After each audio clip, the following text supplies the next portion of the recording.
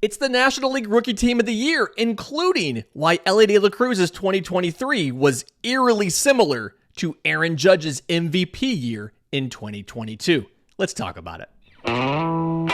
You are Locked On MLB Prospects, part of the Locked On Podcast Network, your team every day.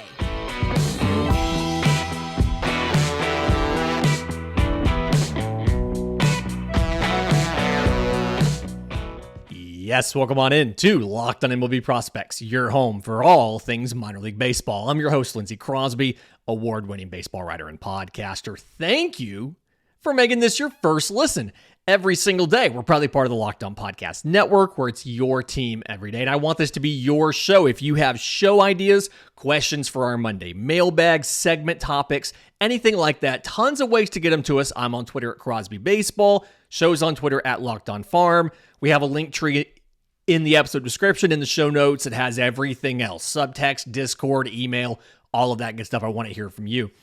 So looking at the the rookie team of the year in the National League, I want to start in the infield. And it's, spoiler alert, there's a lot of Cincinnati Reds here.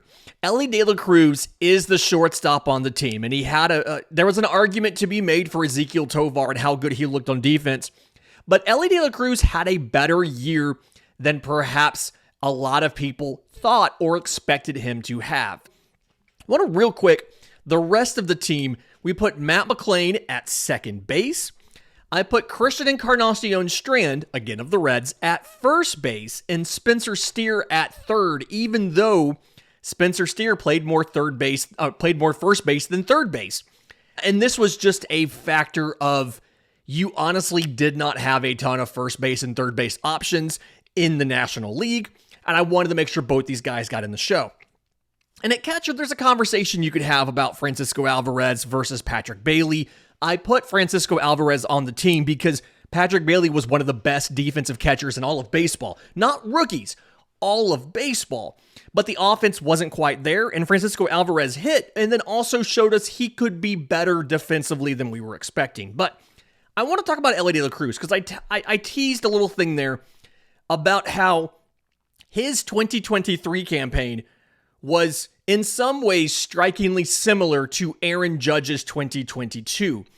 And the stat line, don't get me wrong, the stat line is not in any way similar. So just a reminder, Aaron Judge in 2022 wins the American League MVP award. He bats .311, .425, .686. The on-base, the slugging, and the OPS all lead baseball. 62 home runs, leads all of baseball, 131 RBIs, and 133 runs. Both of those lead all of baseball. He walks 111 times, most in the American League, to 175 strikeouts, and 16 and 19 on stolen bases.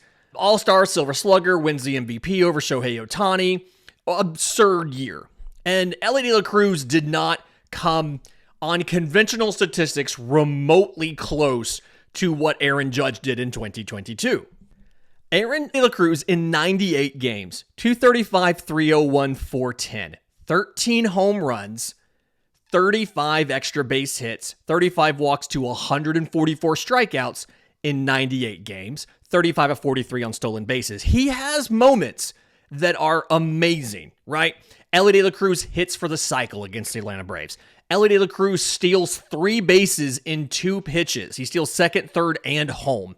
Electrifying moments. He has the hardest infield throw in StatCast history. He has one of the hardest, if not the hardest, hits in StatCast history. He has one of the highest sprint speeds of the entire season. And he does all of this at 6'5". So he is just a mass of arms and hair and jewelry running around the base paths. Incredibly electrifying player. Now, from an offensive perspective, Elly De La Cruz had a significant slump. Jump back to July 9th. He was fresh off of a big game against the Washington Nationals. I believe he went something like 4 for 6 with a homer and 2 doubles or something like that. From July 9th through the end of the season, it's a nice sample size, 69 games. Elly De La Cruz goes 192, 271, 353. He walks 27 times. He strikes out 106 times. 9 home runs, 20 extra base hits.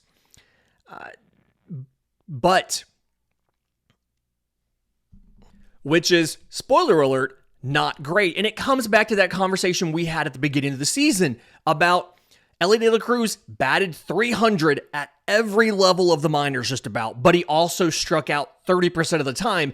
And at what point was that going to catch up to him? And it's obvious it finally caught up to him at the major league level. This 69-game sample, again, he bats 192, he strikes out 106 times in these 69 games, and the team goes 31-38 in this stretch. But, and here's where I cash in on that teasing Aaron Judge to Elly De La Cruz thing.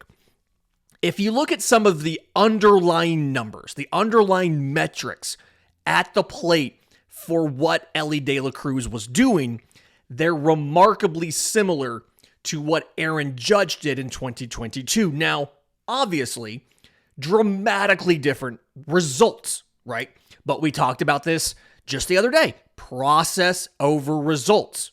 You're doing the right things, it will eventually work out for you in production. When luck travels your way, you have more experience and all of that. So, in Aaron Judge's 2022 season, and these stats come credit of Eric Cross, fantasy baseball writer with Rotoballer, host of the Toolshed podcast. Shout out to Eric for digging this up. Great stats here. In Aaron Judge's 2022 season and Elly De La Cruz's 2023 season, there were 4 key inputs that were remarkably similar between the two. Zone contact rate on pitches inside the strike zone.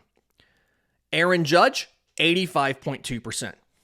Elly De La Cruz, 84%. For the most part, a pitch in the zone, they are making contact on a pitch in the zone. Overall contact, this encompasses pitches in the zone and out of the zone. Aaron Judge, and a reminder, 2022, 72.2%. Elly De La Cruz in 2023, 72.8%.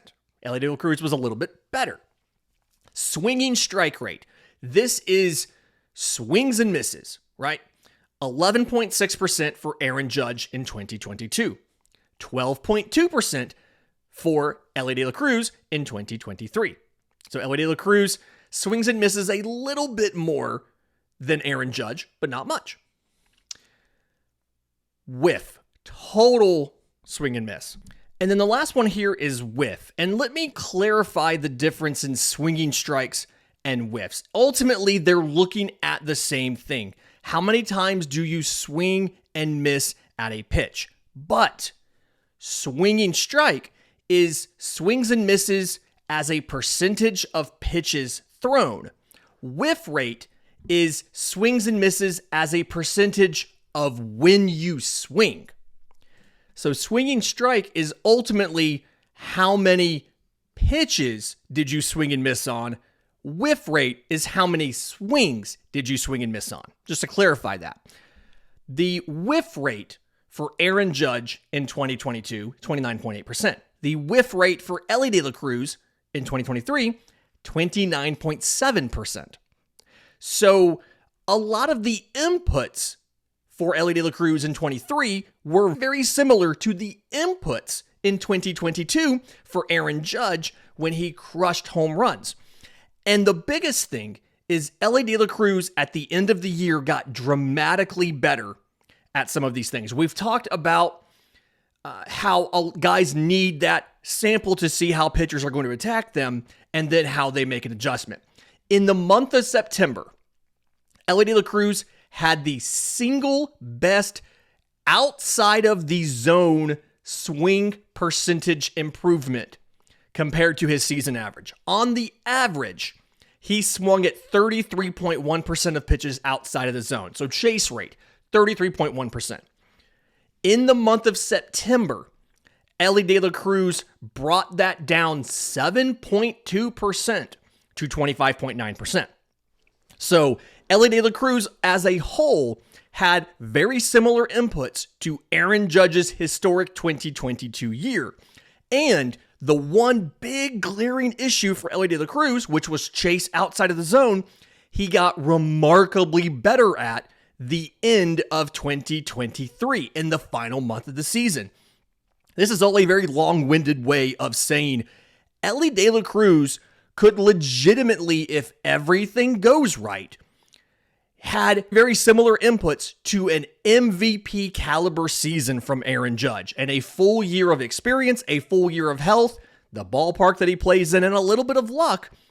Elly De La Cruz could win MVP in 2024. That's how talented and skilled he is. He probably has the highest ceiling of definitely of any rookie this year, if not any player in baseball right now. In just a minute, let's talk about the outfield. Corbin Carroll gets a lot of attention. So does James Outman. But we're not talking enough about Nolan Jones. And I'll do that next, right here on Locked On MLB Prospects. But first, today's episode is brought to you by our friends at FanDuel. You can score early this NFL season with FanDuel, America's #1 sportsbook. Right now, new customers get $150 in bonus bets with any winning $5 moneyline bet. That's $150 if your team that you bet on wins. If you've been thinking about joining FanDuel, there's no better time to get in on the action. You can use this stretch of the season right now to get used to all the different betting options they have in their very easy-to-use app. You can do spreads. You can do individual player props. You can do over-unders, all kind of stuff like that. So visit FanDuel.com/lockedon to kick off the NFL season. Now that we're wrapping up with baseball, you're going to need some sort of rooting interest when it comes to football. Why not make it FanDuel? They are official partner of the NFL. Okay, so I talked about the outfield here. They have Corbin Carroll, obviously, is the National League Rookie of the Year. He is one of the best rookies in all of baseball this year, and he deserves all of the accolades that come along with that. And if you go to Baseball Reference, they actually have a page that will show you every single rookie-eligible player that played in Major League Baseball in 2023, and you can sort them by all types of conventional statistics, right? Games, plate appearances, hits, doubles, triples, home, whatever it might be. Number one on that list under batting, is wins above replacement for position players, not batting WAR. Wins above replacement for position players is Gunnar Henderson at 7.2. Number two is Corbin Carroll at 6.6. James Outman is fifth at 3.7. Those two guys, two of your three outfielders on this team. And Corbin Carroll deserves it. Look, in the major leagues so far, 281, 357, 505. When you extend this into last year as well, his entire major league time so far, that's how this Baseball Reference dashboard works. 29 home runs, 56 of 62 on stolen bases. Again, 6.6 WAR when you factor in the end of last season. Number three on this list for all position players who were rookie eligible in 2023, and he's only played 134 games, Nolan Jones of the Colorado Rockies. 4.4 WAR despite not being called up last year like Gunnar Henderson was, like Corbin Carroll was, and having 50 less games than both of those guys. Nolan Jones this year in Colorado, 297, 389, 542. Nolan Jones batted almost 300 this year, and I'm guessing most people did not realize that. He hit 20 home runs, he had 46 extra base hits, 53 walks to 120 strikeouts, and 20 of 24 on stolen bases. He had a 2020 season, and he only played in 100 games. Nolan Jones, any way that you want to break it down or look at it, Nolan Jones had a very impressive year at the plate, right? And this is like for a guy who came up with Cleveland, they demoted them a couple different times.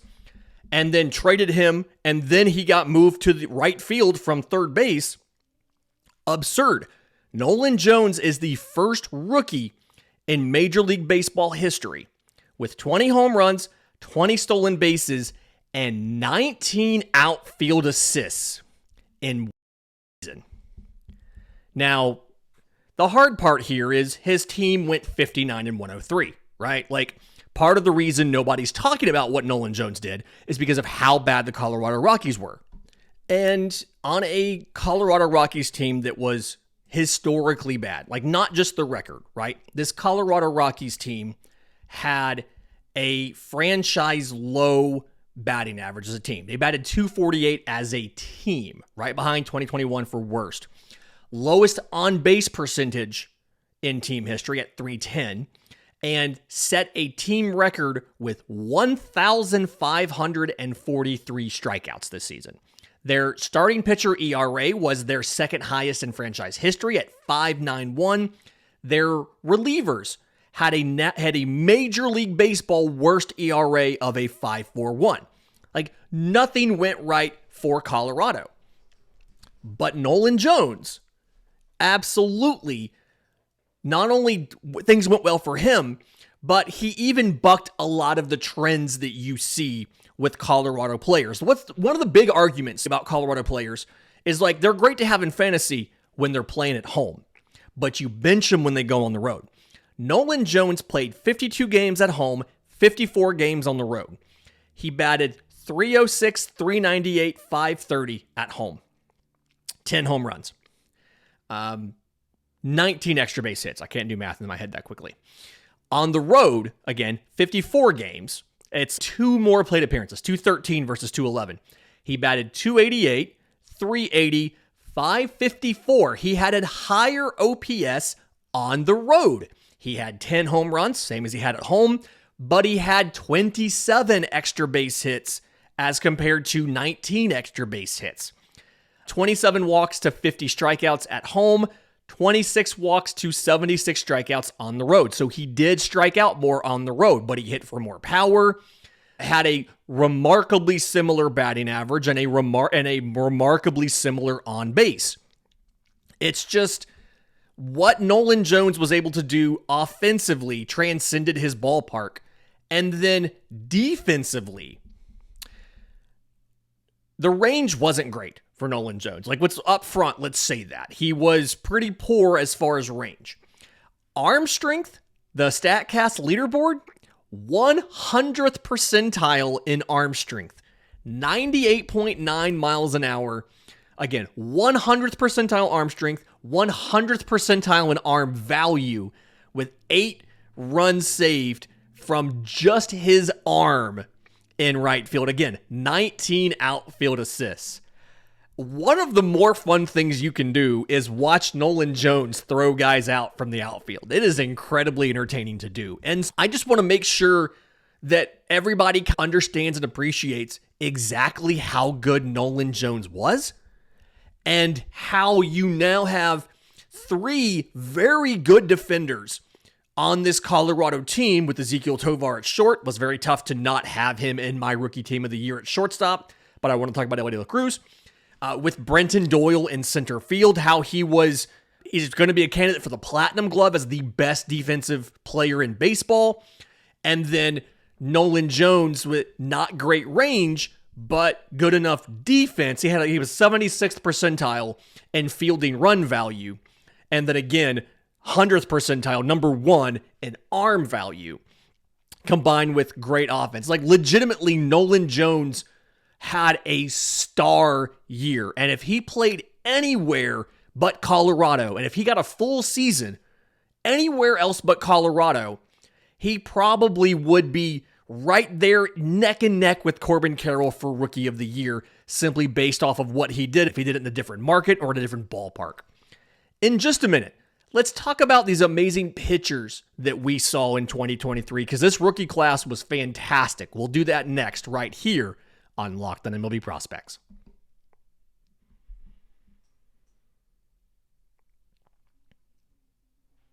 Welcome back into Locked On MLB Prospects, final segment of the Thursday show, talking about the National League Rookie Team of the Year And I want to, real quick, this is a little bit of some struggle here. I've expressed this on the show before. One of the better rated rookie pitchers in the National League this year was Cody Senga of the Mets. He's 31 years old. He was a professional in Japan. And so it is very difficult. Sully from Locked On MLB, he and I had this conversation early in the year, and we talked about create something like an Ichiro Suzuki Award for these guys so that they can come up, they can be recognized separately from, there's a difference in a 31-year-old or 30-year-old Cody Senga and a 24-year-old Andrew Abbott, or who I'm about to talk about, a 20-year-old Eury Perez coming out and having a great season. So maybe I put Cody Senga on this list. You can't not recognize him for what he did. We've got our starting group here. I've got Eury Perez, I've got Bobby Miller, I've got Cody Senga, I've got Andrew Abbott. Your reliever is Javier Assad, who jumped into the rotation late in the year for Chicago. And then looking at some of your other starters in the National League, you've got guys like a Dre Jameson, Brandon Williamson. There was multiple different Cincinnati pitchers that could go in here too, just like in the infield. Ryan Pepio had some good starts for LA. And so, but I want to talk about Eury Perez, okay? With pitchers who had at least 50 innings pitched, he had the second highest strikeout rate of any rookie at 28.9%. Right behind, 0.2% behind Cody Senga's 29.1. And again, 10 years younger than Cody Senga. Eury Perez was the youngest position player, or the youngest player in Major League Baseball in the majors until Junior Caminero debuted late in the year. And on the year, 5-6 record, 3.15 ERA in 19 starts. He pitched 91 of the third innings. He had 108 strikeouts, so 10.6 per nine to 31 walks, 3.1 per nine. Gave up 15 home runs, and I think the home runs are really the big part that he's got to figure out. Eury Perez did not allow, or correction, he allowed too many fly balls. He did not do a very good job of getting the ball on the ground. Fastball, slider, curve change is what he does. Fastball averages 98 miles an hour. Sliders mid-80s, 85, 86 or so. Those two pitches together over 75% of the time. He's got a curveball that's in the low 80s, like 81 or so. And then the changeup sits right around 90 because it's playing off the fastball. And those two together come up to the rest of that 25%. And the issue is Eury Perez just could not keep the ball on the ground. So the ground ball rate, 27.5%, was second percentile in all of baseball.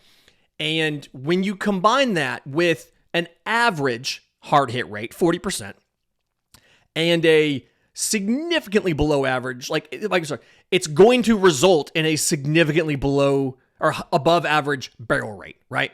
If you allow a lot of fly balls and you give up an average amount of hard hit balls, then your barrel rate is going to be very high, because you'll remember barrel rate is a combination of exit velocity and launch angle. And so 40% hard hit rate, but only a 27% ground ball rate means that your barrel rate's 11th percentile at 10.7%. Some of the things that Eury Perez has to work on: he throws the fastball in the zone. The goal is to keep the slider at the bottom of the zone. The curveball comes down below the zone, and the changeup is below and outside to a righty. And the goal here is the fastball, it feels like, is what's getting hit the most. The slugging percentage on Eury Perez's fastball was a .585. Of all of the home runs, 10 of the 15 came off the fastball, and he threw it 45% of the time. And if you think about it, that's not a distribution that makes a ton of sense, right? He throws it for a strike so often, and it's got great velocity, but the movement isn't quite necessarily what you want to see, that it ends up getting rocked. So getting the four-seamer to not be blasted is probably the number one off-season obstacle to look at for Eury Perez. Because it's got to be a location thing. When you look at the pitch itself, it has more vertical movement than average. It's got 10.8 inches of drop. So it's 15% better than average. It's got more horizontal movement than average. It's got 9 inches of break, which is 1.5 inches more than average. So like 19% better. It's got to be location.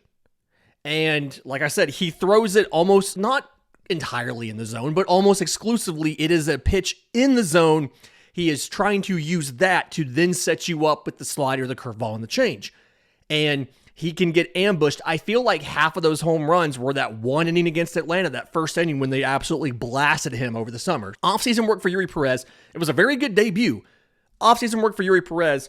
Get that fastball out of the zone a little bit more, and or minimize how often you throw that early in the at-bat for something else, pitch some guys backwards so you don't give up as many home runs. Going through some of that list, I do want to, real quick, a reliever that didn't make this team, and I thought he should. He had a good year, and nobody really talked about him. Tom Cosgrove of the San Diego Padres. 2017 12th rounder by the Padres. So he's not one of those guys that they went and got off of waivers at age 27 and let him debut. He debuted this year, but he's been in their system the whole time. He was a starter when he first got in there. Started 21 games in 2018 out of 24 total in Fort Wayne. But by the end of 2019, they said, hey, you're going to be a reliever. And when he came back after the shutdown, he did not, I don't think he started another game until he started a game in rookie ball while rehabbing this year. But in 54 games in the majors, 51 in the third innings, 1.75 ERA. He only got one save. He was only asked to do it once or twice. That wasn't the role that he was in, but he was one of the primary setup guys for them and was one of the better holds guys in the National League. So shout out to Tom Cosgrove for that. And then Javier Assad, I think, I mentioned him earlier, but I think he deserves a little bit of recognition. He ended up getting that reliever spot. You could argue he was the fifth starter because he started off in the pen and then moved into the rotation. But on the year, 5-3, 3.05 ERA, 32 games, 10 of those were starts, threw over 109 innings. And that stretch of 9 straight starts he had from August 5th to September 19th. One, the team went 6-3. He had a 3-1 record, but the team went 6-3 in that stretch, which is always good. But in those 9 starts, 50 2/3 innings, 2.84 ERA for Javier Assad. The strikeouts weren't necessarily there. 39 strikeouts to 16 walks, 7 home runs allowed. But 50 innings, 2.84 ERA as a starter, and then they bumped him back to the pen for the last bit of the season. I believe, having not looked into this, I believe that lines up with where Marcus Stroman came back. And so in those final 4 games, he pitches 8 2/3 innings and gives up 3 runs. I think it was like 6 hits, 3 runs in that last little bit, the end of September. But showed that he could be a very effective starter. Gives this Cubs team a lot of other options in the rotation now. You can figure out what you're going to do. Fantastic week this week. One more of these coming up. We had to bump the mock draft to next week, but I think we're going to get a special guest in for that, so stay tuned there. In the meantime, if you have questions for our Monday mailbag, if you have segment ideas, show ideas, anything like that, tons of ways to get them to us. I'm on Twitter at Crosby Baseball, and everything else, the Discord, the subtext, the email, all of that, it's in our link tree that's in the episode description, and it's in the show notes. Until tomorrow's show, remember, it's always a great time to pay a minor leaguer.